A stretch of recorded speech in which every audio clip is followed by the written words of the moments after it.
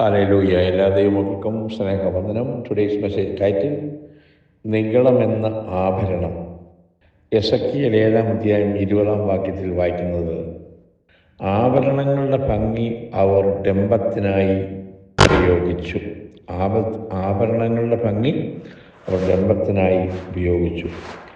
വേദപുസ്തകത്തിൽ പറഞ്ഞിരിക്കുന്ന സ്ത്രീകളിൽ വെച്ച് ഏറ്റവും ഒരുപക്ഷെ ഇസബേലാണ് ഏറ്റവും വലിയ നിഗളി.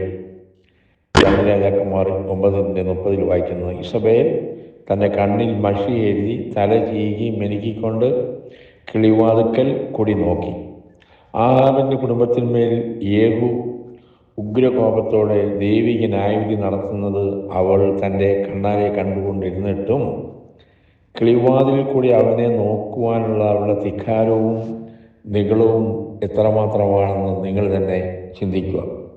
നിങ്ങളുടെ അലങ്കാരം നമ്മൾ വായിക്കുന്നത് തലമുടി വെട്ടുന്നതും പൊന്നണിയുന്നതും വസ്ത്രം ധരിക്കുന്നതും ഇങ്ങനെ പുറമേയുള്ളതല്ല, സൗമ്യതയും സാവധാനതയും ഉള്ള മനസ്സെന്ന് അക്ഷയഭൂഷണമായ ഹൃദയത്തിൻ്റെ ഗൂഢമനുഷ്യൻ തന്നെ ആയിരിക്കണം. അത് ദൈവസന്നിധിയിൽ വിലയേറിയതാകുന്നു.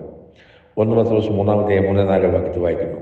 അതെ, ദൈവവചനം വെളിച്ചത്തിൽ തങ്ങളെ തന്നെ അലങ്കരിക്കുന്ന സ്ത്രീകൾക്ക് അഥവാ സൗന്ദര്യവർദ്ധന വരുത്തുന്നവർക്ക് സൗമ്യതയുടെ ആത്മാവില്ല എന്നത് നിരസിക്കുവാൻ സാധിക്കാത്ത സത്യമാണ്. പഴയ നിയമത്തിൽ ദൈവജനങ്ങൾ ദൈവമുമ്പാകെ തങ്ങളെ തന്നെ താഴ്ത്തിയ സന്ദർഭത്തിൽ അവരുടെ ആഭരണങ്ങൾ ഊരിവെച്ചു കുഴിച്ചിട്ടു എന്ന് വായിക്കുന്നുണ്ട്. ഉൽപ്പത്തി വായിക്കുന്നുണ്ട്. ബഥേലിൽ അവർ ദൈവത്തെ ആരാധിക്കാൻ പോയപ്പോൾ കുഴിച്ചിട്ടെന്തിന്? മാന്തി എടുക്കാതിരിക്കാൻ വേണ്ടിയാണ്. അവിടെ മാറ്റി വെച്ചു എന്നല്ല. ഇസബേലിൻ്റെ അഹങ്കാരം അവൾക്ക് ശപിക്കപ്പെട്ട അന്ത്യം നൽകി. അതായത് നമ്മൾ 2 രാജാക്കന്മാർ 9-ാം അധ്യായം 33 മുതൽ വായിക്കുമ്പോൾ ഇസബേലിൻ്റെ അഹങ്കാരം അവൾക്ക് ശപിക്കപ്പെട്ട അന്ത്യം കിട്ടി. അവളെ തള്ളി താഴെയിടുവാൻ യേഹൂ കൽപ്പിക്കുന്നു. ഉടനെ അവർ അവളെ തള്ളി താഴെയിട്ടു. അവളുടെ രക്തം ചുവരിന്മേലും കുതിരകളിന്മേലും തെറിച്ചു. അവൻ അവളെ ചവിട്ടിക്കളഞ്ഞു. ആ ശപിക്കപ്പെട്ടവളെ ചെന്ന് നോക്കി അടക്കം ചെയ്യുവാൻ പോയി.